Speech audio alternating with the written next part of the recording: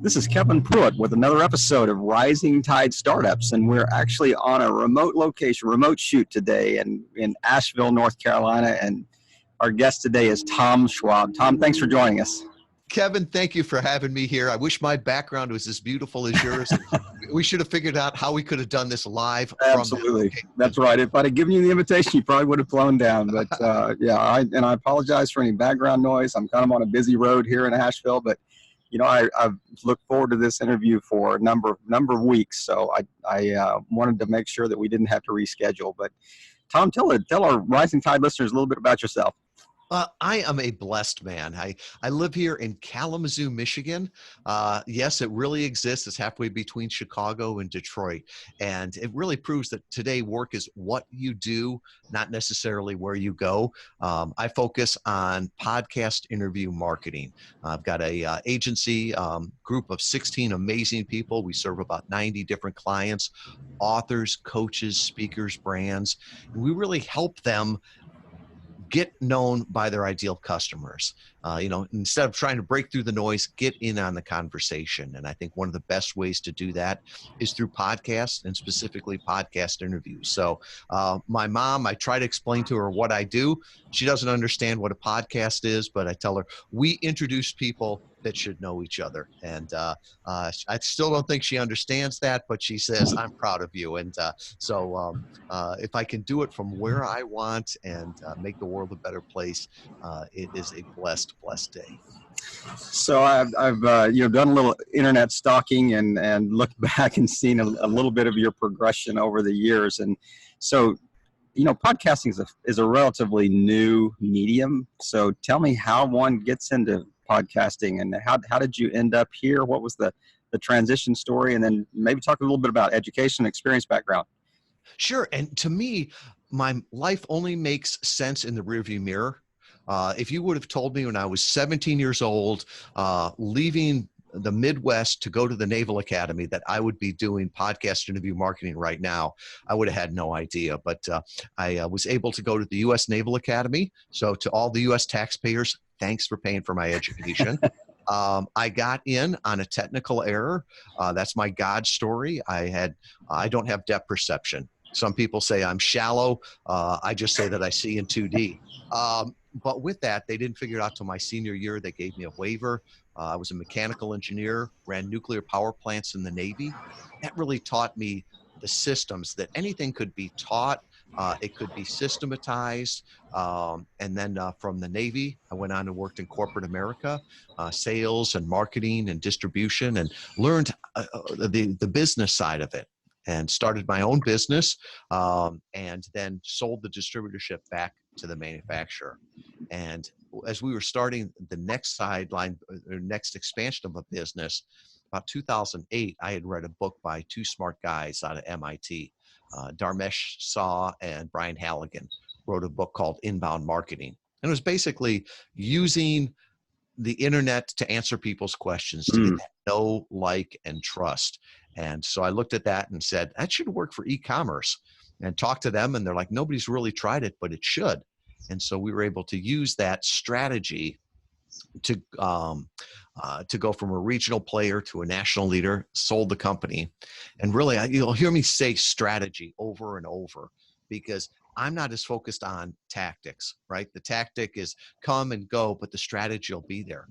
And we started to say, could we use that same strategy with podcast interview? We used to use guest blogging. So instead of doing a blog on your own site, get it on Huffington Post, Wall Street Journal, wherever the audience is, and tap into their audience, get that know, like, and trust. So we started to test that back in 2014. Could we use that off of podcast interviews? And it worked so well. Came up with the system, wrote a book on it, put some courses together, the videos, and people said, Tom, you've given me the cookbook, you've given me the videos, but I just want you to do it for me. So in 2015, we started to beta test what would become Interview Valet, and we launched that in 2016. So as I look back, everything I've done to this point has really become what Interview Valet is. So the engineering processes, the systems for nuclear power, the business that I learned from both the Fortune 500 company and also from the entrepreneurial experience we bring together with podcast interview marketing.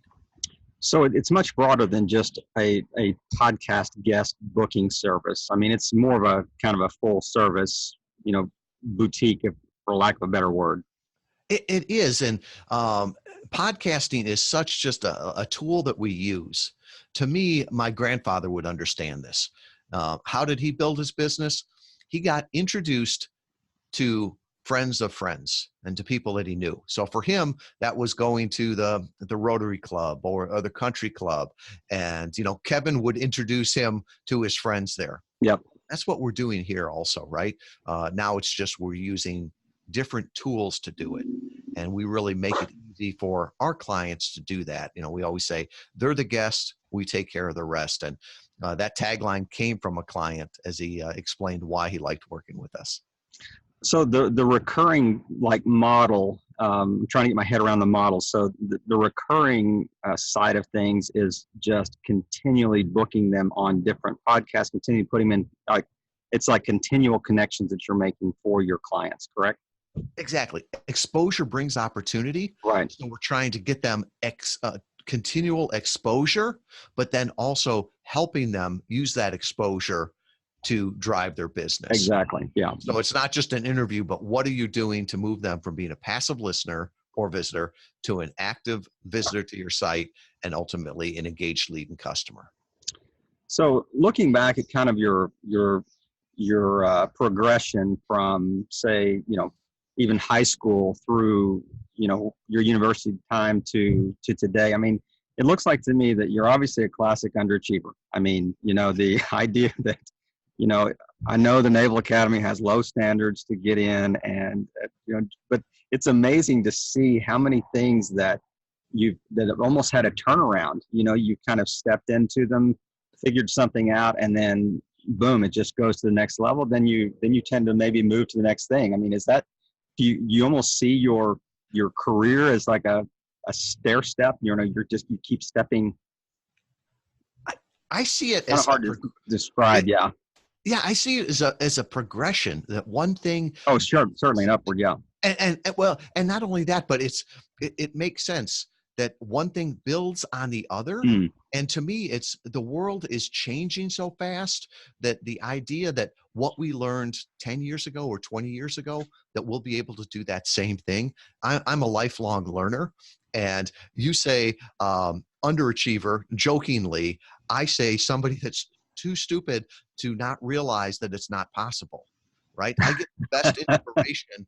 I've got a 5-year-old and a 3-year-old granddaughter and grandson, and they teach me so much. They're not jaded that they don't know that they can't do something. Absolutely. They got the imagination, that curiosity, and that's what I want to stay as in my heart, had that childlike curiosity and wonder of how can we do that? How can we learn this?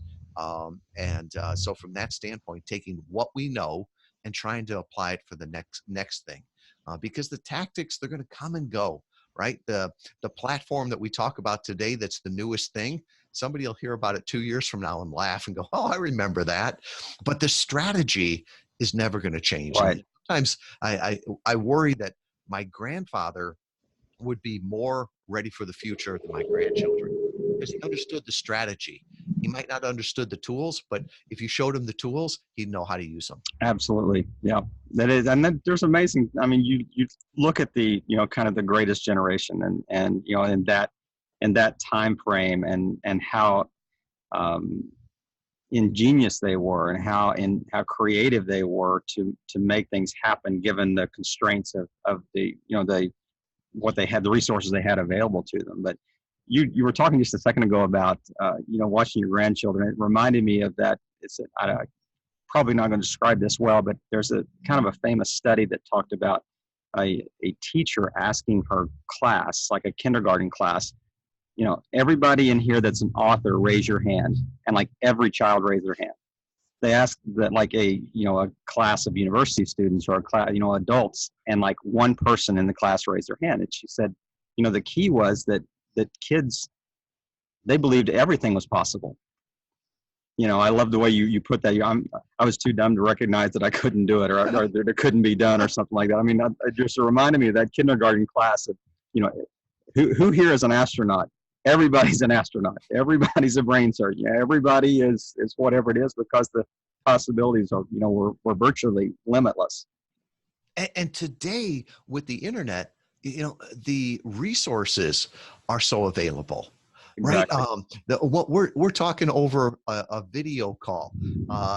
20 years ago, Drinking a latte. Yeah, real time. People are listening to this at different speeds, different times. There's somebody in the future right now that's listening to us. And that technology, if it existed 10 or 20 years ago, was so expensive that we couldn't have afforded it. Yeah. And now it's basically free. There's people out there to help you. If you're isolated or ignorant today and you've got access to the internet, you're isolated or ignorant by choice. That's right. It's your fault. Yeah. I learned more in my first couple of years as an online entrepreneur than I did in nuclear power school. Just because the information was out there and you could learn it as fast as you wanted. Yeah, I actually forgot the kind of the nuclear training somewhere in that progression of going from Naval Academy to, that's right, turn around, start up. But so you and I are going to step on an elevator. We got about 10 floors. You got about a minute. Give me your elevator pitch on Interview Valet. Your biggest problem is obscurity. There's millions of people you could help that would pay you for your product or your service. The problem is they don't know you exist. You're trying to break through the noise, not going to happen. You're just adding to the noise.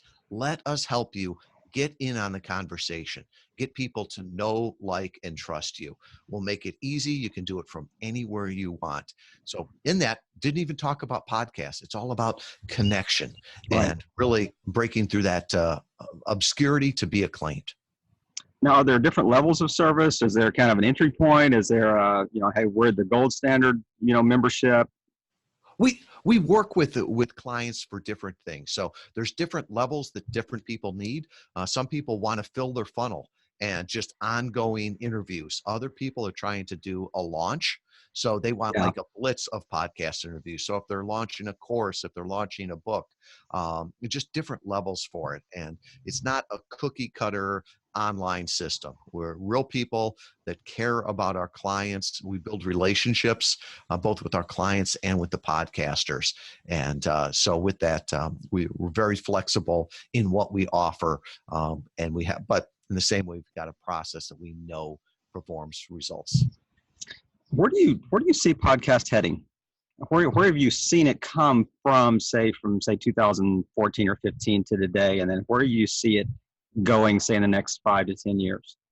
That person that's listening to it now, a couple of years from now, is laughing every time we say podcast, because I think that is the stupidest name that we could have ever given this. I asked my two youngest daughters, who were 20 and 22, I said, what's the pod stand for in podcasting? And they rolled their eyes and said, I don't know, Dad. What's the pod stand for? They've never known a world with iPods. To them, it was phones. And like right now, people are listening to this on YouTube. Is it a podcast? I don't know. It still is. But to me, it's really, it's on-demand content. And I think that's where it's going, is that these lines of what a podcast is, what a video is, what a blog is all interchanging there. So we can create in the way that's easiest for us. And then we can repurpose it in the way that's easiest for someone else to consume. Right. For me, writing a blog is a homework assignment, but talking to you here, it's fun. So we could still, 10% of the U.S. population is hearing impaired. They are not going to listen to a podcast, but they could take the transcription of this and they could read it and still enjoy it at the same time. Right. So I think this whole idea of, I think the ideas are going to start merging together, and it's just going to be great content. Even now, I have to laugh sometimes when I say I read about 2 books a week. The truth is that most of them are audible. Mm-hmm. So I'm listening to them. So I say that I'm reading, but I'm consuming it. So I think these labels that we had for things that this is a magazine, this is a TV show, this is a podcast, are all going to start intertwining, and it's just good content. Right. I mean, I love the way you frame that. And as you were talking about, how someone that may be hearing impaired may consume that. I mean, they're going to want to watch the video with the transcription because they want to see the eye candy of a couple of grandpas like us, So, I mean, that's the added value of YouTube. It's not just the sound. I mean, we're quite a catch, I was going to say that is listener bait for anybody who's listening. I got to move them from an audio only to check it out. That's exactly right. Yeah, they're going to go back to the audio very quickly, I'm afraid. Exactly right. I love one reason I love podcasting is the fact that there's still a lot of unknown about it. I mean, for lack of a better term of calling it something else, but I ended up getting here to this coffee shop. I sat down and they, pulled out the microphone and the lady that runs the shop said, so what are you doing? I said, well, I'm going to do a podcast interview. I said, do you listen to podcasts? She said, no, I really don't listen to podcasts. But at least she kind of had an idea of what they even were. But there's still a percentage of the population that has no idea what podcasting is, and maybe have never listened to a podcast. And it's a shrinking percentage, but versus radio or even YouTube or, on-demand TV, whatever the other mediums are that, or media are that you could use in advertising and promotion. I mean, this is still a growing relatively new, option. And that's what I like about it, is just the growth potential. Yeah, I was at Harvard last year. They did their first convention on podcasts. First conference on podcasts. And it's like 5 years ago, podcasting was like Wayne's World, two guys down in their mom's basement. Exactly. And in 2018, Harvard put on the Sound Education Conference. And so that shows you how far it's gone. But they they did a great keynote there on calling this the golden age of podcasting. And they looked back at the golden age of radio and the golden age of television. And I think someday we'll be able to look back at this also. And that is the golden age of podcasting. There's still a lot of rough things around the edges. We haven't figured everything out, but people are creating, and it's changing so quickly, and everybody's working together. To me, it's like, I'm excited about podcasting. If you'd say, let's talk about billboard advertising. No, that's, that was exciting maybe in the 20s, maybe even before, when cars came out and billboards were the new thing. But now podcasting is the new way to communicate. Yeah, for sure. For sure. And it is amazing. I mean, just the cost effectiveness and the reach that's available, right now, because it is at such an early stage, and the advertising cost to advertise on a podcast is still relatively low. And the conversion rates. Yeah. The conversion rates are amazing. Now, granted, the analytics and the data is really rough still, but one of the metrics that we looked at was visitor to lead. And so a good blog will convert, 1 to 2% visitor to the blog to actually becoming a lead. And what we saw early on was that our conversion rate, so if they visited your website after a podcast interview, it was 25, 50%, sometimes even 75% would become a lead. And at first we thought, oh no, that couldn't be right. It's just a personality. It's just a niche. And the more we studied it and tested it, it's like, no, if somebody is introduced to you by their friend, they've listened to you for 30 or 45 minutes, that's not cold traffic. Yeah, that's true. That is hot traffic. And, if they've listened to you for 30 or 45 minutes, they know who you are, what your heart is, who you serve, if you can help them. And so from that standpoint, they come ready to engage. I think just the listener demographics is a lot more targeted because they have made the choice. The listeners made the choice to pick that specific niche to listen to, because they probably had a pre-existing interest, in that anyway, at some level. So it's just really interesting to see, it's like you're speaking to a targeted, like a predetermined targeted market almost. Exactly, Kevin. It's very, very focused. And then I would say the other thing is they're early adopters, right? Sure. there's still some people that haven't figured out podcasts. The early adopters, they're here, they're enjoying it. And they're also the people that are learners that want to take action. Right. We worked with a client that was a sales coach.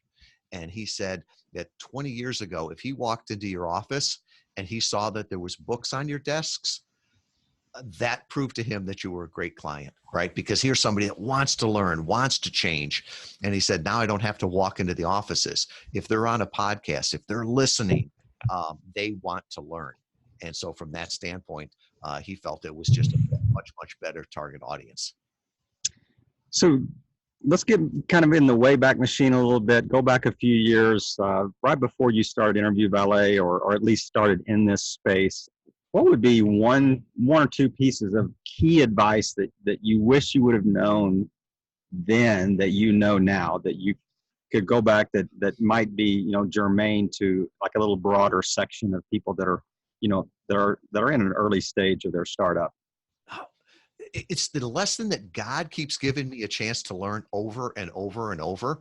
If I could go back and talk to myself 5 years ago, 20 years ago when I was in high school, I would not only tell myself, I'd hit myself over the head and say, focus on the relationships. The relationships are the ultimate currency. And I don't mean currency by bank account. That's one measure of it. But the richness of your life is the richness of your relationships. So if you have a relationship with podcasters, you can get on podcasts. If you've got a relationship with people that are funding, they can fund your podcast. If you've got a relationship with previous employees, previous people you worked with, they'll come along and work with you. So all of those things come to relate to relationships. The technology is going to change over time. The tools are going to change over time. The one constant is the relationships, and you can always go back to that.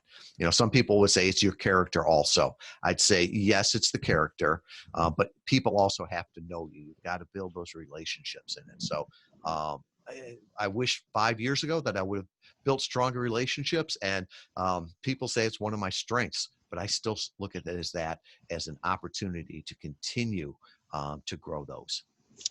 Can I dig just a little bit deeper? So, Please. So tell me, what are one or two steps that you take that I mean, we can talk about building relationships, but what's the real, the boots on the ground, so to speak, about building relationships? How do you do that through, just face-to-face connections? You're adding more value than they expect? I mean, kind of unpack that just a little bit. Yeah. And that's a great question, because there's a lot of different ways to do it, right? And doing an automated system that reaches out to everybody on LinkedIn, or just sending, Facebook requests to everybody, that might be building your network, but it's not building your relationships. Right. To me, relationships is somebody would pick up your call. If you were broken down on the side of the road right now in Nashville, North Carolina, that you would come out and at least bring me some gas. So from that standpoint, the things that you need to do is be curious about the other person. Add value. There's a great Gary Vaynerchuk, book called, Jab, Jab, Jab, Jab, Right Hook. Mm-hmm. I always look at that as give, ask, right? So give value, share things with them. It doesn't cost you anything to send a text with, a gift or GIF that says, hope you're having a great day. Reaching out on LinkedIn saying, hey, I thought you'd find this article interesting. One of the best things that I do to build relationships is to introduce people, because to me, that is the best gift that you could ever give someone, right? We all remember who introduced us to our spouse, or who introduced us to that job or that new idea. It doesn't cost you anything to jump online and say, what are you trying to do? Tell me more about your business. What are your constraints? What are your challenges? And it's not so that I can sell you something, but hey, Kevin, I know somebody that you should meet that does that. I think that could be value. If I make that introduction, it costs me nothing, but you benefit from it. The other person that benefits from it. So from that standpoint, if you want to build a relationship, be seen as the person that gives value that cares about other people, that's curious, that's positive, and also is the person that introduces people. You think about it in a small town, that person that can make the introductions, Right. be it the realtor, the car dealer, whatever it is, that is a powerful person in town. Yeah, I love the way that you frame that, and I think that is so true. And I mean, I can even see that in, seeing some of your interactions, whether it's on LinkedIn or Facebook or whatever, that there's certainly a cross connecting that is happening all the time. And you can see that just in the connections that you've made. So I really appreciate you unpacking that. And as it's a great place to kind of transition into, like the final segment of our chat today, called the Rising Tide MicroCourse. And we talked a little bit offline about what you're going to talk about. I'm really excited, and I want our listeners to really, grab your pen and paper, hit pause if you have to, but come right back. And I'm about to hand the professor the mic, and he's just going to give us a kind of a short synopsis. And Tom, you've got the floor. Take it away. Well, Kevin, first, thank you. And I'll let you know all the notes, everything I talk about here. If you go back to interviewvalet.com/rising tide, everything's there. So Great. you don't have to take notes. Just listen to this. And the course is how to get on your first podcast. If any of this made any sense to you and it's like, I'd like to try that. Well, here's how to do it and how to avoid the mistakes. The first thing is to find the right podcast. There's over 740,000 podcasts out there. The vast majority of them aren't even active. So you don't want to be on those. The other ones may not even focus on your niche. So here's what you have to do first is find out the podcast that matters. Now, like I said, the search engines aren't great in podcasts. The analytics aren't great in podcasts. But here's the thing to look at. Who do you want to talk to? What kind of podcasts are they listening to? Bigger is not better. Bigger is just bigger. So think about it. What podcasts do you listen to? Ask some of your ideal customers what podcasts they listen to. Go to things like iTunes and search for the keywords of what your customers would be looking for. There's some great databases like Listen Notes that you can go to. Find 5 podcasts there. You don't have to find 100. Just find 5. And the first thing I want you to do is invest in that podcast. So invest in listening to the podcast, seeing if it would be a good one for you. If you listen to it and like it, leave them a 5-star rating and review. I guarantee you, every podcaster listens and looks for the reviews. They'll know who you are. Now, before I said give, ask, well, give a little bit more. So share the content on your social media. Tag the podcast host with their name. We're all vain. We all listen for our own name, right? Do some of those things. Then after you've earned the right to reach out to them, then reach out and say, hey, I have listened to the podcast. I really liked this. I think I have some information that could be of value to your audience, right? It's give, ask. You don't want to say, I've got a new book coming out and I would like to leverage and abuse your audience so I can sell more books. This is not what it is. It's not supposed to be an infomercial. It's supposed to be helping. So reach out to the podcast host with that spirit. When you do that, you want to focus on what's in it for them, that you're adding value, that you want to serve, and then figure out how to connect with them. Some people are on email, some people are on social media. Find where they are and start that discussion, start that relationship. If you'll do that, you will have more success than ever. And I'll tell you what, podcasters know podcasters. So if you do a good job on the podcast and at the end you say, I really enjoyed this. You know any other shows that I could add value to? If they introduce you to 2 friends and so on, your dance card will be filled. Now, we do this all for our clients also, but it's something that you can do. And with this, I said there's a checklist of that I'll provide back there at interviewvalet.com/rising tide. And there's also a free copy of my book, Podcast Guest Profits, How to Grow Your Business with a Targeted Interview Strategy. Everything we do, it's not a secret. It's not magic. It's just a system. It's like a cookbook, right? You can do it at home, or you can have somebody else do it. But let me tell you a story now of how not to do it. Now, there's first, do no harm. Well, I get pitched probably two or three times a day to be on my podcast. And Kevin, every pitch starts out the same way. Tom, we love your podcast and would like to be a guest on it. And then they go on of what they're all about. The problem is Kevin, I've been on over 1,200 podcast interviews. I don't have my own podcast. If you're going to lie to me, don't tell me you love my podcast. Tell me I'm young or look pretty or whatever it is. So with that, it's just like, if they're trying to build a relationship, don't build a relationship off a lie on the first thing. I've shared some of the pitches to other podcasters, and they just laugh. And if you get known in the podcasting industry that is someone that's inauthentic, a liar, somebody that's just trying to use and abuse the medium, you will never get on podcasts. But if you come there with that attitude of give, you'll be asked to be on podcasts. What's the old adage that says it takes a lifetime to build a reputation and a minute to destroy one? Well, I think it's something like that. It is, but I think the internet is speeding everything up, right? It takes maybe a year to build a relationship online, but it could be a second to destroy it when all of a sudden does a screen capture, puts it out there, and it gets shared amongst the community. Absolutely.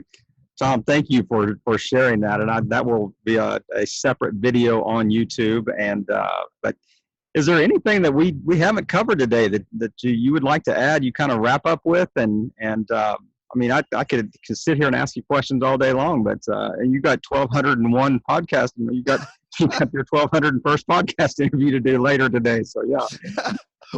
Well, thank you. And I guess the theme that strikes me is this: what's ordinary to you is amazing to others. So a lot of people will say, well, what would I be on a podcast to talk about? Either as a host or a guest. We all have our narrow area of brilliance.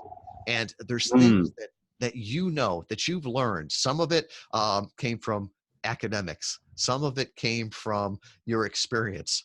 Some of it just came from stupid mistakes, right? And it's never been easier to help someone else. What's ordinary to you is amazing to other people. I'm real big about making the world a better place, helping other people. I've made a lot of mistakes as a father, and now I'm trying to share those lessons that I learned with younger men. And so there's always those things, that insights that you can share. Take the time to do that. Figure out a way to do that that works for you. If you're a writer, then write some blogs that people can do. If you like video, put some videos out there.